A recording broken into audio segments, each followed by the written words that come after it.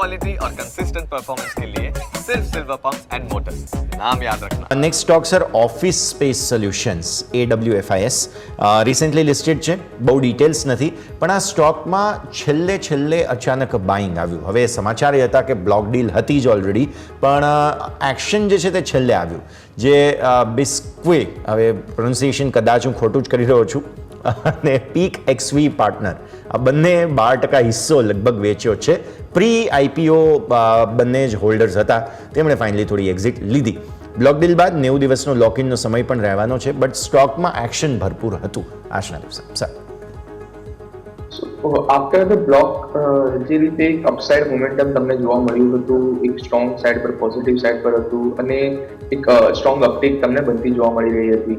સો AWFIS માં જે current level પર હજુ પણ તમે કરંટ લેવલથી હજુ પણ થોડી અપસાઇડ મોમેન્ટમ કન્ટિન્યુ થતી એક્સપેક્ટ કરી શકો છો, અને ઉપરની પર 810 રૂપિયા સુધીના અપસાઇડના ટાર્ગેટ એક્સપેક્ટ કરી શકો છો.